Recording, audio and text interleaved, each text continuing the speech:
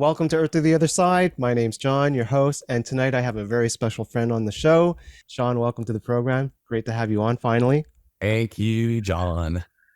You're welcome. Wow. So, we're So, going to talk probably about a whole number of things, but I mean, we'll definitely start, I guess, because this is like a near death experience channel. We'll focus on that first and see where that takes us. How about that? sounds good to me. Sounds good. All right, the floor is yours, my friend.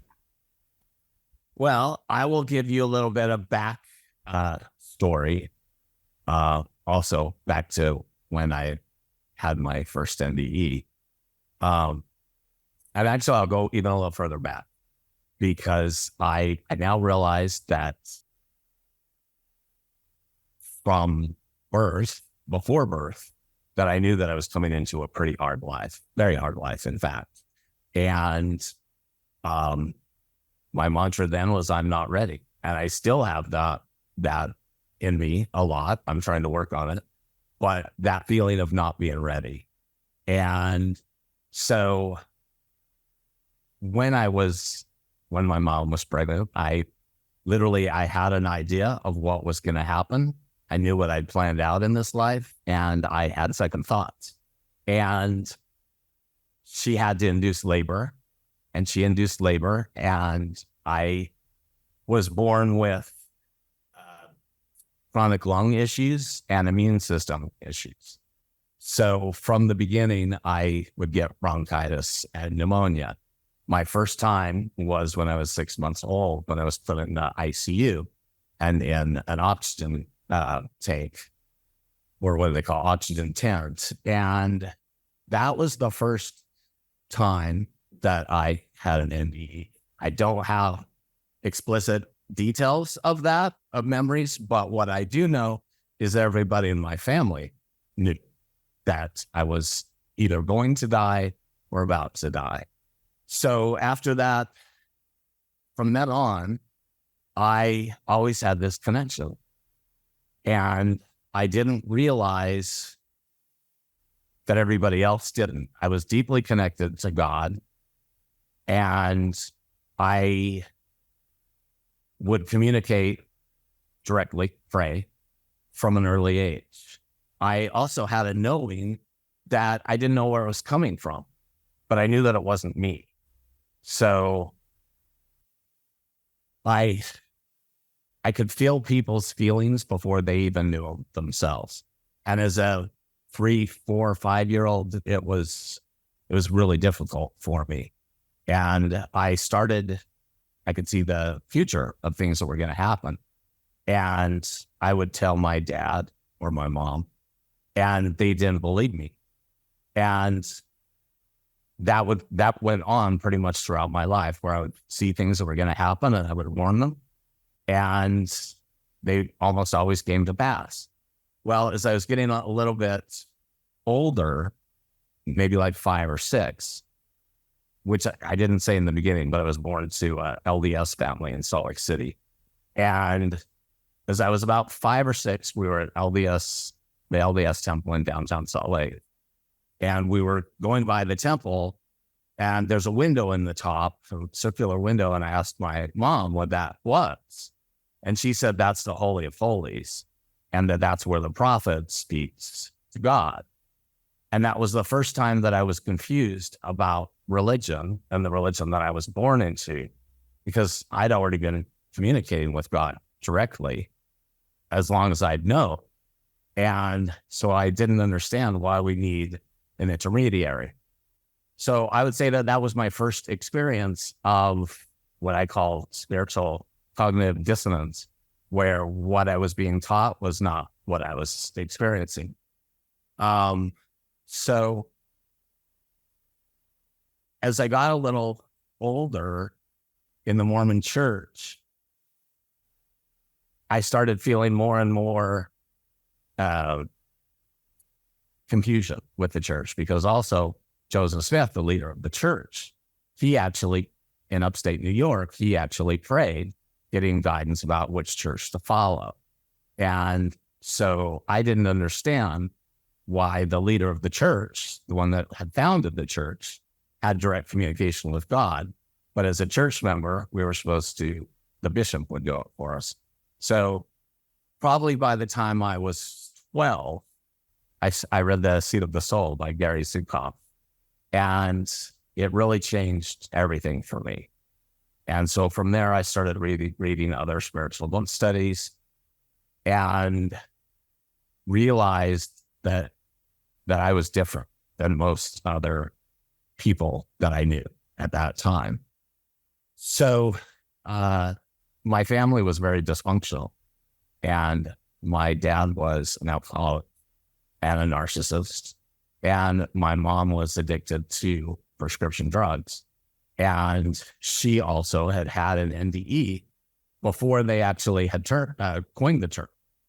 And so she had a lot of mental health issues that stemmed from before that, but also when she had her NDE. And from then on, she would actually call to my grandfather, who had passed on, to take her home. Because of all the fighting and strife in our house, I started experiencing these dark entities that I would wake up in the middle of the night and I would see them. And many times they were trying to kill me. It felt like they were trying to kill me. And so that continued for a while until I learned through prayer and other methods to stop them and get rid of them. But these entities still existed with my mom and dad at times, not all the time. And so as I got older, I started developing my own spiritual path that I really didn't talk to others about. And I then moved to Los Angeles when I was 18. And shortly after being in Los Angeles, I moved to Santa Barbara. And that's when I was exposed to all kinds of things.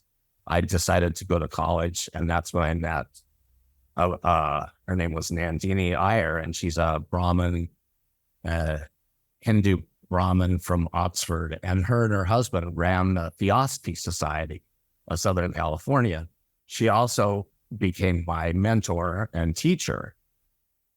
And she taught me just everything from Vedanta and Yogananda, and really opened me up to everything. And that's when I had the first glimmer of an awakening. And I was at Trader Joe's, and I was getting ready to, I parked my car, and I was chewing gum, and I spit my gum out in the parking lot and closed the door, and I heard this voice, and I said, pick it up. And I ignored it. I heard it, but I ignored it. And I started walking into Trader Joe's, and the voice got louder, and it said, pick it up. And again, I ignored it, and I got to the door, and the voice was louder, and it said, pick it up. So I went back, picked up the gum, threw it in the trash, and the voice said, how are you going to do the bigger things that I asked if you can't do the smaller things? So that was my first real hearing the voice that later would guide me, but I would actually not listen to a lot of other things. So when I had that experience, it was pretty amazing. But for whatever reason, I had to then go into the world of illusion and get 4 degrees and graduate with honors and go make a bunch of money. And I spent several years doing that. And then in 2003, I thought I had achieved what this world says that you want to achieve. And I had a condo in Hollywood, and I had a house in Big Bear Lake, and another house in Palm Springs, and I had several other houses that were rentals. So Christmas 2003, I was at my house in Big Bear Lake, and it snowed, and which for me at Christmas got out of snow, and my family was going to come And I just put in all new Viking appliances. And I had a Hummer, a big Hummer with satellite radio. And I got up early one morning, got in the Hummer, and I went and I drove around the lake, and there was like fresh snow. And I put on Cher, the song Believe. And which at that time was one of my favorite songs, probably the most favorite. And I was listening to that song and I realized I am not happy. I have everything in the world that world says you want. And I wasn't happy. January 2004, I went to Hawaii, and I had an abdominal hernia that I had gotten because I did acting and modeling when I was in Los Angeles, and I was very vain. So I had this perfect body, worked out 3 or 4 times a day, or 3 or 4 hours a day, and ate nothing but chicken and eggs. So I had also given myself this abdominal hernia without realizing how serious they are. So on the plane from Los Angeles to Honolulu, basically the minute the plane took off, my hernia strangulated, and I got really sick. Got to Honolulu, stayed in Honolulu for a day or so, and then I went to the Big Island as I was getting worse and worse. And what I didn't realize is that most people die within 24 to 48 hours. I'd gone like 70 something hours, and I did everything holistically back then and naturopathically, so I didn't believe in Western doctors. And so I went to a naturopath, and my stomach was turning black and blue, or my chest. And what I didn't realize is that I was dying. So finally, I went to the emergency room. And as I went to the emergency room, they knew what was happening right away. Within 20 minutes, I think, of getting there, they started taking me into the emergency, or to the operating room. And I was doing everything I could to ask them, please send me back to LA, because it was in this small jungle hospital in Hilo. And immediately, all of a sudden, everything went dark. And before I knew it, I was in complete darkness. I knew what was happening. I knew I was dying. And I could see a bright light, but I was not going to go there because I wasn't ready to die. I knew. And I actually was bargaining. And one of the main things I remember saying is, I won't die, or I won't accept that I've died, and I will be a ghost haunting this hospital, and nobody's going to find me. And so I shortly thereafter did go to the light, and I didn't spend a whole lot of time there that I remember, but the next thing I knew, I woke up, and they had basically cut out 7 feet of necrotic or dead intestines. And I had to leave. They had to leave my stomach open because it was all infected. So while I was there in the hospital, they said that I couldn't fly for 6 months or more because they had to leave my stomach open. So I said, okay, if I have to stay in Hawaii, I want to recover by a waterfall. And literally the next day, Homes and Land magazine, there was a property for sale and for rent, 3 houses on 8 acres. Absolutely beautiful. So I left the hospital 10 days later, went to rent this property, ended up buying it, never went back to California, sold on my property over online and everything, and never went back to my houses. And that near-death experience was it almost like an NDE light, I call it, because it had an effect on me, but the effects didn't last like the most recent one. So that was the beginning of what I call like ego death. And I started going through systematically losing everything that mattered to me, everything that I had worked my whole life for. All this real estate, slowly started losing it. My the people that I cared the most about, I started losing. My animals, every physical possession I had by 2012 was gone. And a lot of it I just gave up. During that time, there was a voice that told me to get rid. And I knew that what it meant, but I wasn't listening. So I had this spiritual pathway back then, but I had let it go. By 2012, I finally started to listen, and I started getting more back into my spirituality. Then I moved to Honolulu from the Big Islands, and there was this part of me still that wasn't listening though. So I've now lost every all my money, all my possessions, and I thought, well, I can do it again. I made a lot of money, and it was really easy. So I started back into accumulating money. And what was interesting is this time I was completely not in alignment. Whereas in the past, I had been in flow and making money was easy and I could manifest anything back then. But now I wasn't manifesting anything. I could barely even pay my rent. And I now realize it was because that was not my path. I was not supposed to. I experienced having all that money and all of those things to know that that is not what I wanted. And that ultimately a connection with God or source or the universe, whatever you want to call it, is what I truly wanted.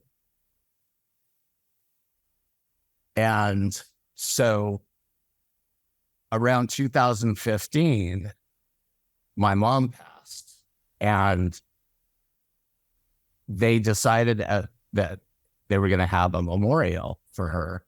And I was very conflicted because I was struggling barely paying my rent. And I was also struggling with going back to Salt Lake City. So that was the first time that I heard my mother talk to me. And she hadn't even been dead a day or so. And she said that I didn't need to go to the memorial. And so she said, I will be in this garden. And she showed me this beautiful garden that she was in with these big, huge trees. And she was sitting on a log. And so she showed me this garden, and I had no idea where this garden is, but I knew that somehow I'm going to find it. The following weeks and months, it got stronger and stronger. And she started also showing me, which I kind of mentioned in the beginning, the dysfunctional family. But one of the things with my mom, and I also mentioned mental illness, but she tried to kill me several times when I was growing up. And then my parents tried to kill each other. And so I witnessed all kinds of abuse. And one of the first things she did was show me her life growing up. And I got to see her parents and why her parents were how they were and how their relationship was. And then I got to see her and her life and how it all fit together. And that was my first lesson in true forgiveness, which just, it's once you have the 360-degree picture, there's nothing to forgive. So with my mom, I was able to see why she was the way she was and all the stuff she did. And it was like instant forgiveness because I now understood why she did what she did and all the trauma and all the abuse. It was like, it didn't matter. So as it went further on with my mom, she just got stronger and stronger. And And I would still question all these amazing things. So one day I was typing an email to my sister, and I was actually talking about my mom, telling my sister about what my mom had showed me about why she was the way she was. And as growing up, there was many times that I would jokingly say, "Mom's about to spit pea grain soup," and that's in reference to The Exorcist, because I would see she looked that possessed. And so I was writing to my sister, and because now I understood that, number one, I was right. And my mom explained how that happened, how she would give out agency and being possessed. So anyway, as I was writing the email to my sister, all of a sudden I felt my mom grab my left arm. And you know what your mom's arm feels like. And it blew my mind because my mom was grabbing my left arm. And she's doing this while I'm emailing my sister. So I ended up in the email telling my sister what was happening while it was happening, and describing just how wild this was. And of course, I started to cry, and I couldn't believe my own mother from the other side is grabbing my arm. But I'm very analytical and needs lots of proof about stuff. So probably a couple hours later, I was figuring out, okay, that didn't happen or whatever. And I didn't send the email to my sister yet. I just had written it. Well, I went to get some espresso, and I went to make my espresso. And I looked down, and the hair on my left arm is standing straight, and the hair on the right arm is just laying down. So to me, that was like, okay, this is proof now. She's really, really communicating. And from then on, for a while, it would really wear me out because I wasn't used to this. I denied any connection that I had with the other side for many years. And so it would almost exhaust me when she would come through like that. And from there, I started having a few experiences where there was a fire in a condo here in Waikiki. And it was the people had passed on. Several people had passed on. And the next day, it was on a Friday. And on Saturday, I was just kind of laying there in bed in that space between being awake and being asleep. And all of a sudden, these two people come in to my condo. And one is a man wearing an aloha shirt, got blonde hair. And then the woman was like shorter and she looked disabled, but I couldn't tell. Like she was like in a wheelchair or something, but I couldn't tell.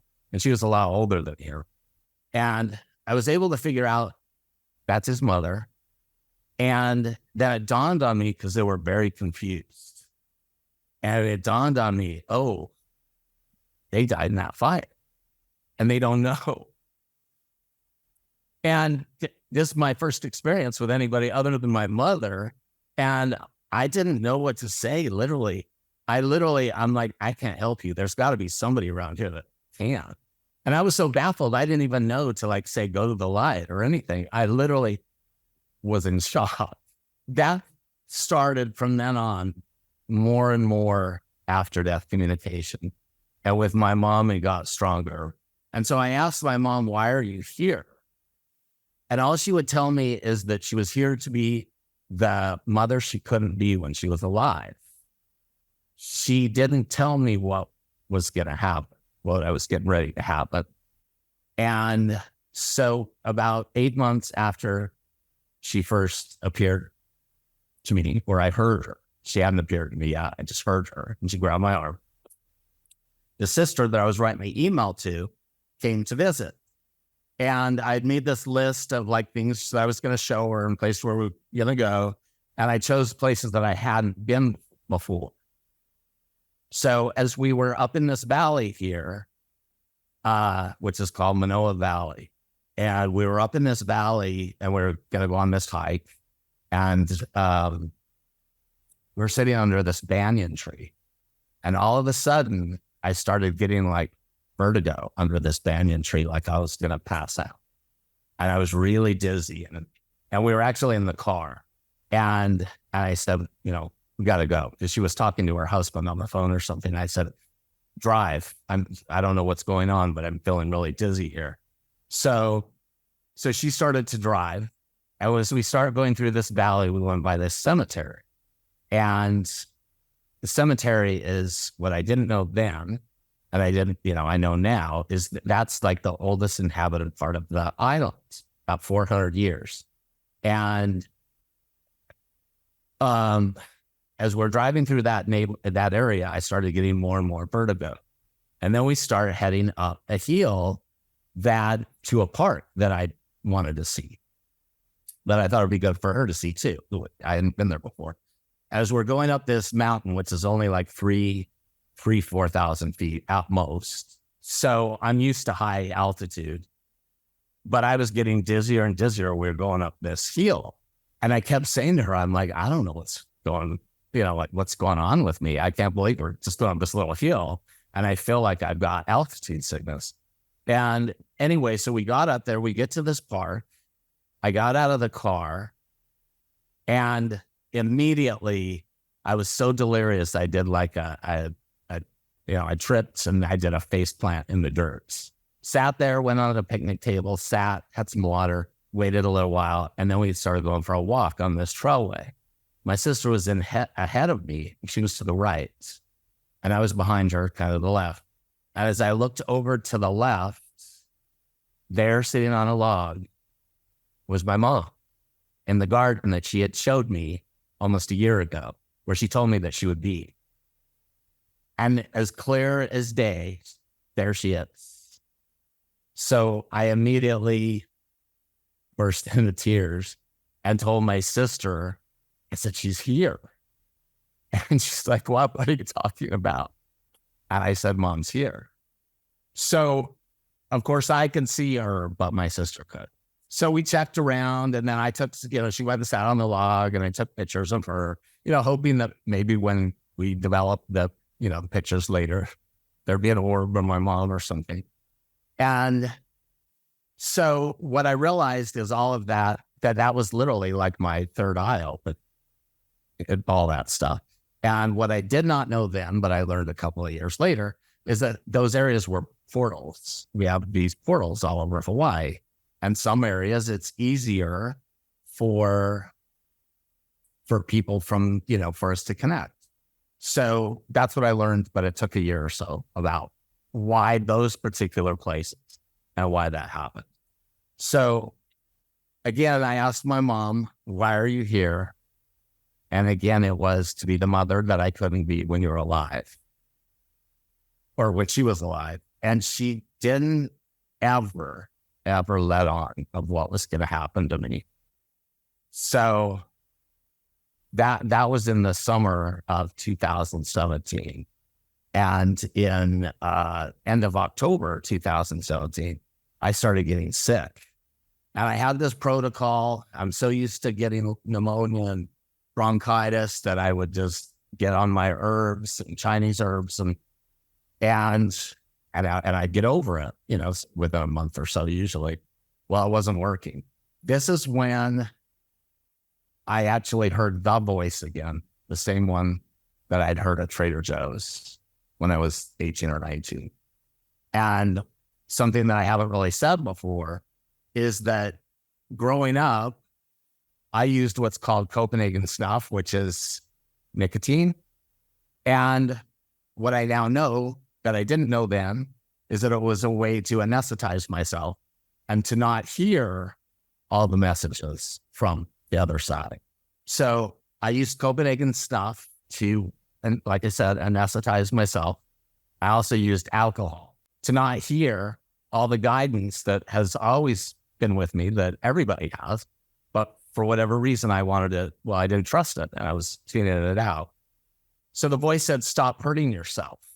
From that moment on, never did Copenhagen stuff and never did alcohol again, ever. I kept using my herbs, trying to get better, and it just wasn't working. It got to the point where I couldn't stand up. I couldn't breathe. Nothing was working. So I finally, one of my sisters had called 911, and the police came and did a check on me, and I was so delirious I didn't even realize what was going on.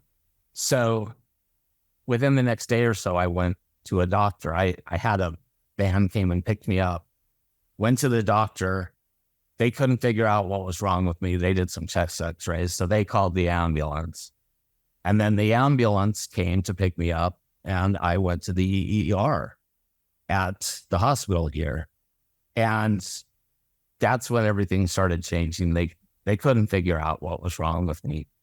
And at some point, then they realized they had to admit me to the hospital.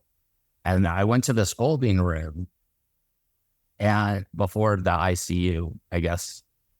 So when I went to this holding room, that was when I started to go to the other side. And so I think I mentioned that I was born LDS.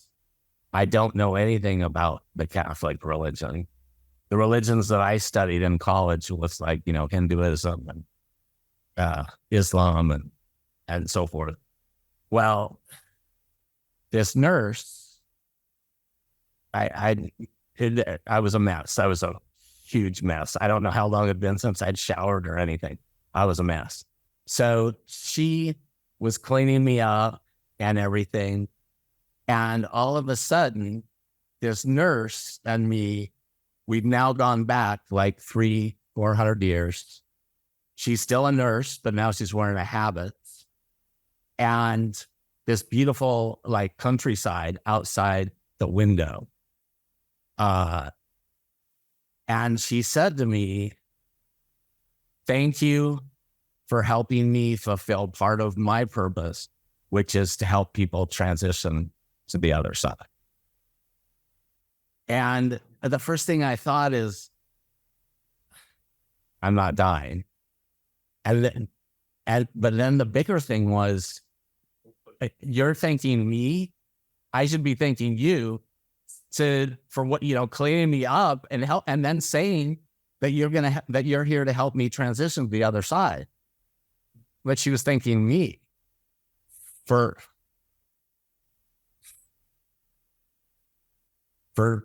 giving her the honor. So again, I am not Catholic. I didn't even know who Saint Teresa of Avila was. And I did find out later who she was. And I'll just share now that a couple of months ago, when I really gave my first talk about this, I hadn't really looked up her a whole lot, or what the symbolism was, or why she was there. But as I looked it up, and I found her where she died and her basilica, and the view from her basilica is that countryside, the same countryside that I had seen. And it just blew me away. It literally did. And I'm still working on what my relationship with her is, but I know that I was actually there. And I know that I'd been there before. So I don't know if I was having a past life thing. At the same time, all I know is that it was Saint Teresa that was greeting me as I was going to the other side. So the next thing I realized, I'm in the ICU, and they're wanting to intubate me, or they were talking about a tracheotomy, because I was just going downhill like really fast. My oxygen level when I got there it was only like 40, 50%. And I'd been that way at home for probably a month or two. So like, this was the end. I was like at the end. And I didn't know it. And like I said, my mother did not tell me that this was going to happen. And I didn't feel her either. It was just Saint Teresa of Avila. I was in extreme fear because I knew it was happening now. And basically they had put me on the ventilator. And from there on, I was strapped down to the table and I started going in and out of my body, um, literally in and out. And that's when my mother finally showed up.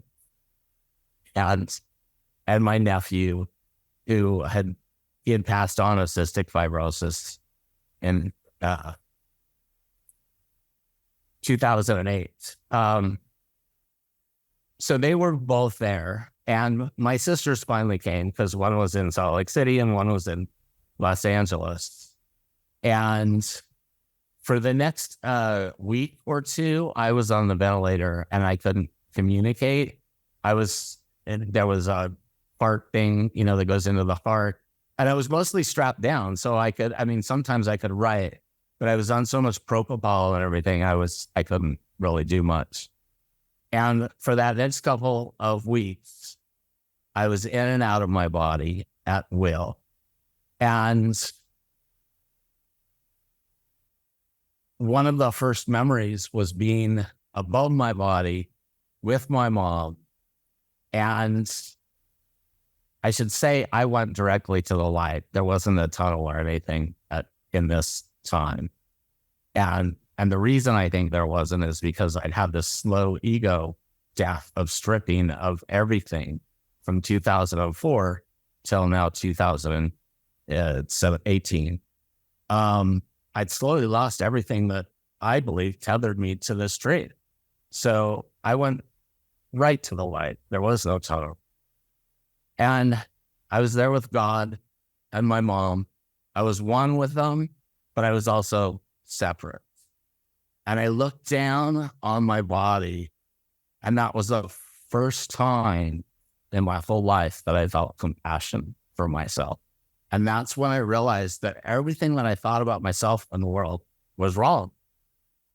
And it was the most wild thing to be outside of my body with my mom and God, separate, but also one with them. And for the next week or so, I would go in and out of my body, mostly on the other side, pretty much ask, can I stay? And I was given the choice. You can go.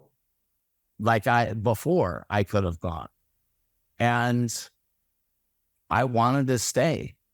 There's so many things that I'd come here to do that I knew from an early age that I came to do. And I hadn't done them. I guess I'd done the most important things because I had the choice. But I asked to stay. My sisters couldn't handle it very much. So they wouldn't be in the room very often, it seemed. Maybe they were when I was out of it. But for the most part, I was spending a lot of time in there alone with my mom and my nephew and a few other people in my family that had passed on. My one sister would leave and she would go to the coffee cart. I would literally leave my body, follow her to the coffee cart and hang out with her while she was getting coffee, talking on the phone to her husband and her kids. And then the other sister would leave and go to the cafeteria and she would eat a salad. And so I'd go hang out with her and watch her while she was doing her thing. They still didn't know what was wrong with me, other than the fact my lungs were just full of cement mucus. I think they did 150 something tests. And one of them was drilling for bone marrow. And that's supposed to be really painful. And so I just literally said, see ya, I'm going to the beach. And so I would just leave and I would go to Waikiki, which is where I live. And I would go and I would just hover over the water and they would do their thing. And then when they were done, I'd go back. I literally was in and out of my body hundreds of times throughout this period.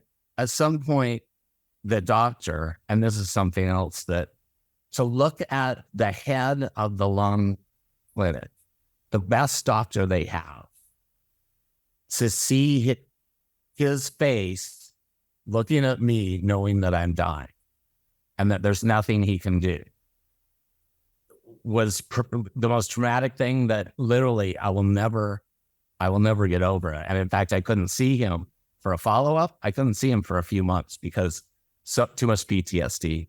But literally, the fear in his face looking back at me is something I will never, ever forget, because he knew there was nothing he could do. I had signed all the documents that they're not going to keep you on life support, that it gets, if I can't breathe on my own, that's it. I'm done. At some point, I heard the song play in the emergency room. And it's called Tell Your Heart to Beat Again by Daniel Goki. And the song basically says that it's all about telling your heart to beat again. Yesterday's a closed door. You don't live there anymore. I started hearing this song, and they basically had decided, okay, we're going to take the tube out. The only other thing they could possibly do is a tracheotomy. Otherwise, there's not a whole lot they can do. So as they were getting ready to do that, my nephew, who had died of cystic fibrosis, he was at the end of the bed and then kind of raised up. And as they're getting ready to pull the tube out, my nephew, if you've seen that cartoon, Foghorn Leghorn, with a giant rooster or chicken, how it puffs up its chest. Literally, he shows me that. I see that rooster puffing up his chest. My nephew puffs up his chest. So what he's showing me is to puff up my chest to get ready to breathe in. And so as they're pulling out the tube, my nephew's puffing up his chest and literally, and showing me like, get ready, breathe. And as the tube comes out and he's puffing up the chest, tube comes out, he breathed into me. And I could breathe. And it was the most amazing thing that's probably ever happened to me in my life, that I could breathe. I couldn't maintain any oxygen saturation though, so they had to immediately put on the mask. But I could breathe. So then I had to wear a mask for the next month or so. And I had all kinds of issues. Literally, my body had shut down to die in every way. There was, I had no red blood cells, no white blood cells. It was all done. So as I slowly started getting a little bit better, I had to learn how to, of course, breathe again. I had to learn how to eat. I was on the feeding tube probably for 2 or 3 months, because until I could maintain the oxygen saturation, I couldn't eat, because if you take off the mask, the oxygen levels would drop. I had to learn how to eat and then just sit up. And it was like a couple of days to learn how to do that. And then a couple of days to learn how to go sideways. A couple more days how to move my legs to put them on the ground. And then a couple more days to just stand up. I had 2 options at this point. I was either going to go to a nursing home, basically, for catatonic people, or if I fought as hard as I could, I would get to go to a rehab center. But it was all up to me, and I had to fight. So I did, and I fought every day to just stand up, to then walk 2 feet, then 3 feet. It was like a week before I could get out the door of my hospital room. And what I started experiencing as I was doing that is I was still leaving my body at will.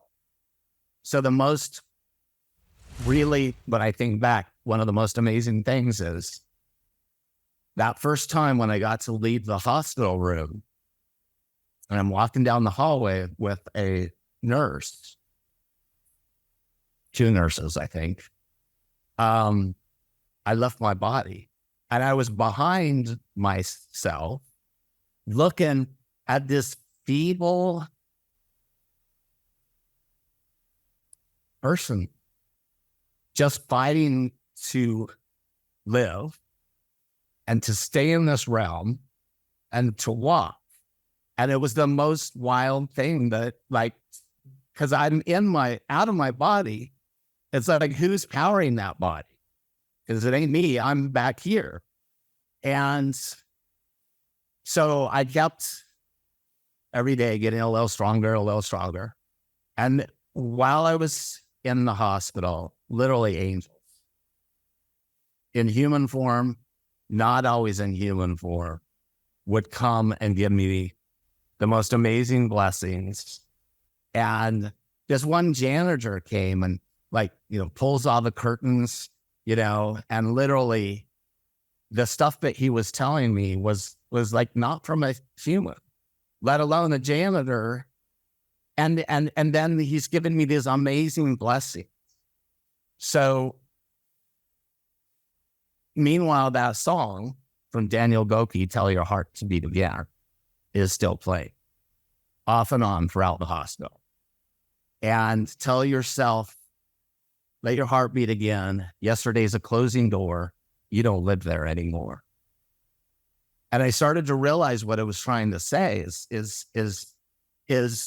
that this near-death experience was not a near-death experience. It was like a rebirth. And everything that had happened in the past is gone. It's over. This is a new life. I get to actually be born again in a new life in this body. And I fought. And like I say, lots of amazing angels in bodies and not in bodies helped me get to the point where I got accepted to go to the rehab center. And it was amazing because, if you have to work hard to be accepted, because they're not going to take people that aren't going to do it, I guess. The day that I finally got to go, basically an ambulance came to transport me in a wheelchair in the ambulance from this hospital to the rehab hospital. As we're driving, the radio on in the ambulance starts playing this song by Daniel Goki, Tell Your Heart to Beat Again. And I texted my sisters. I'm like, that song is playing again in the ambulance. And it's like, this is not it was amazing. So I got to the rehab center, had more amazing experiences at this rehab center that literally I was living more on the other side than this side. Then it was time for me to leave and to go home. So again, on the way home, on the radio, here comes this song again. Tell Your Heart to Beat Again. Yesterday's a closing door. You don't live there anymore. I got to go home. It was a Friday. Stay in my condo. I hadn't been there for 3 months. I'd literally been hospitalized since January. And this was March. Spent the weekends recovering. Monday comes. I'm supposed to go to outpatient occupational therapy and physical therapy. The medical transport is down in the lobby out in front of the building. I go down there Monday morning. The door's open. Now what song is playing? Tell Your Heart to Beat Again. Yesterday's a closing door. You don't live there anymore. I then went to the hospital, and I was still too much of a mess. So I had to come back home. And for the next year or so, I had inpatient physical therapy and occupational therapy. Throughout that time at home, my mom continued to do everything she could to make sure that I would recover. So one of the things I was doing in between physical therapy and occupational therapy, when I'd be waiting for insurance to pay for it or whatever, I would myself walk up and down the hallway, and I'd carry my walker at, first, 5 feet or whatever, and then 10, and just doing everything I could to get off this walker. Well, one day I was all exhausted. I was ready to pass out. I was going down the hallway, and I literally started to go like this. my mother grabbed me and pushed me back up. And again, you know what your mother feels like. You never forget what your mother feels like, no matter how long she's been passed on. And she literally, so that I wouldn't, because I was headed to collapse.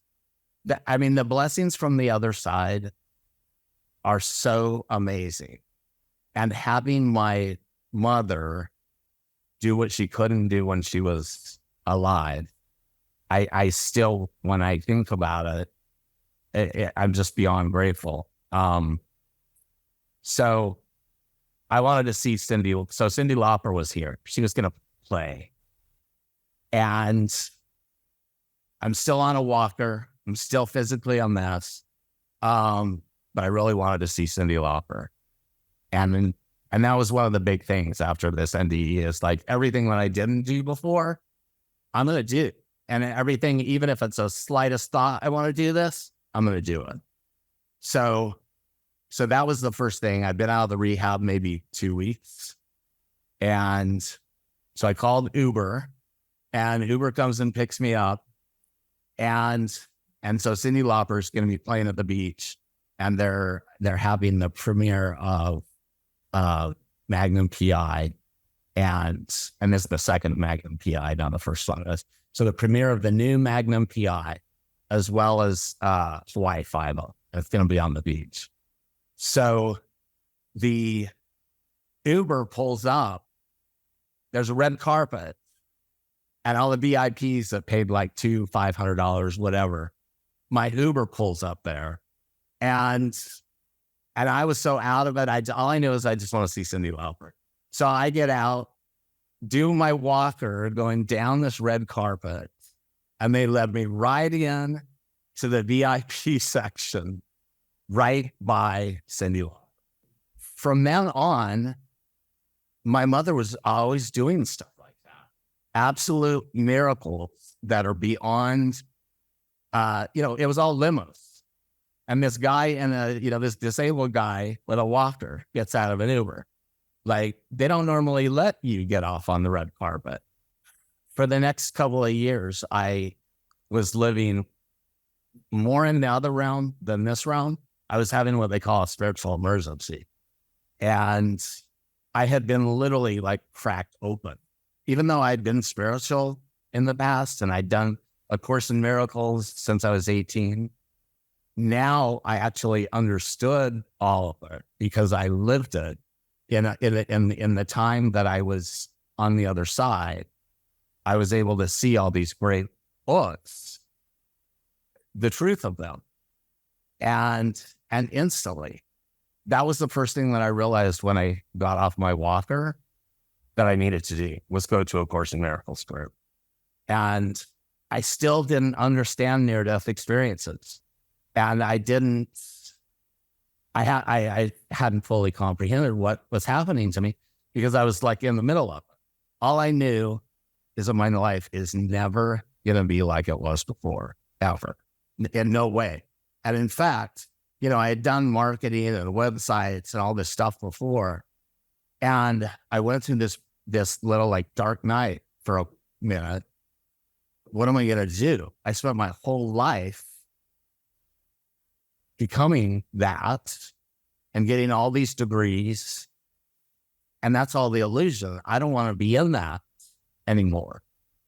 And that's when luckily I got to meet Ram Dass, not in person, but be introduced to him. I didn't really know who he was.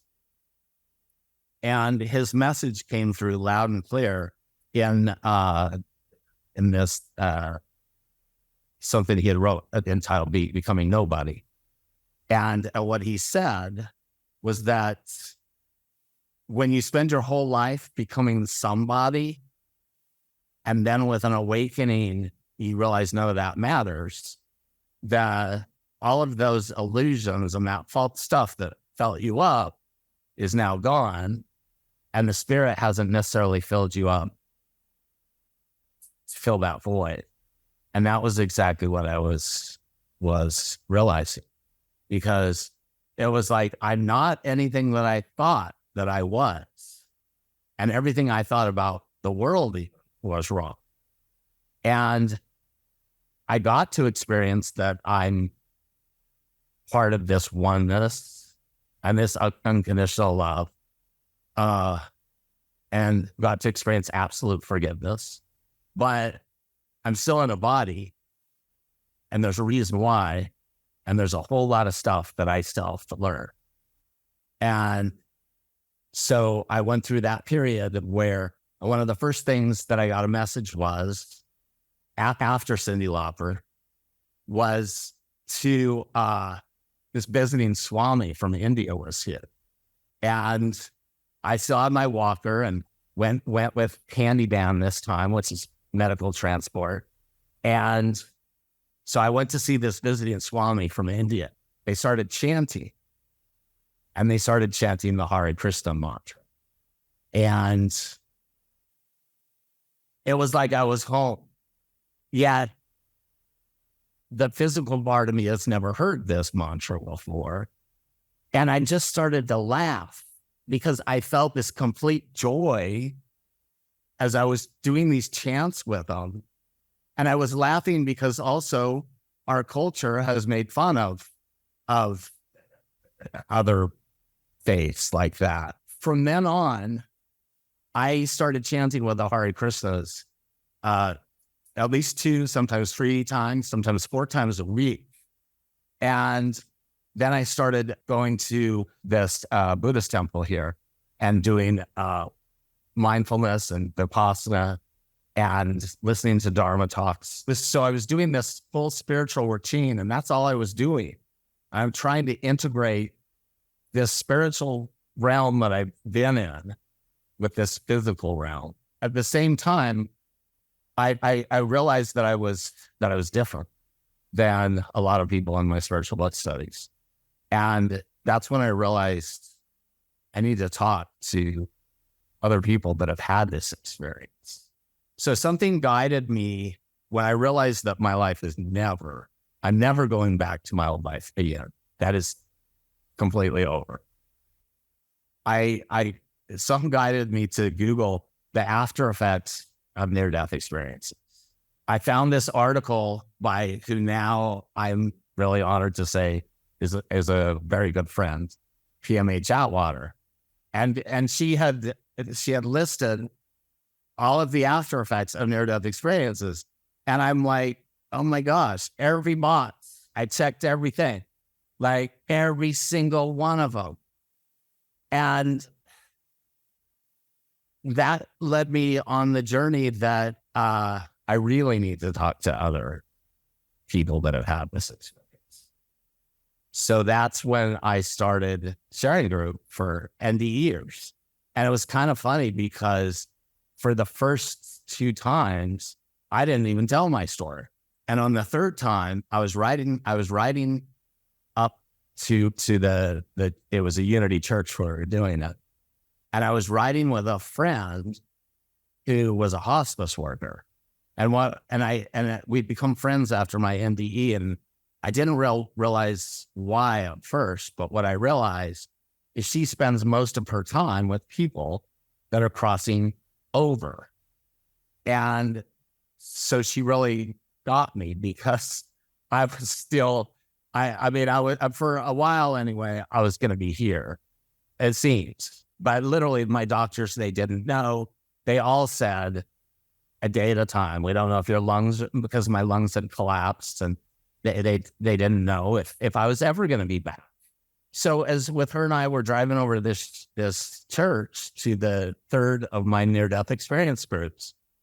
And she's like, well, you never really told me a whole lot. And that was the first time I started to even process it at all. I couldn't even tell much about it to her because, and it still does. It was the most moving, has been, and that whole period, but especially that part in the ICU, in and out of my body, and having my nephew breathe into me.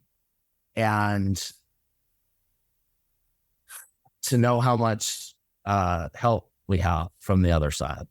So anyway, I told my story really quick, like really fast, because I didn't want to burst into tears. And it took actually a couple of years before, even in my little safe sharing groups, and in fact, a friend of mine here, she started telling me, it's like, you've got to like slow down. She's like, you go through that part really fast. It's because like every time I think about it, I'm there. And it's so emotional. And I'm so grateful. So anyway, that sharing group now has become Hawaiian IANDS. And I do it because, well, number one, after my NDE, I knew that I had a purpose and I didn't know what it was. I just knew that I had this. Well, I have to say deep down I did, but I was in denial. And I knew that I was supposed to not only share my story, but help others share their story. So that's how my group started.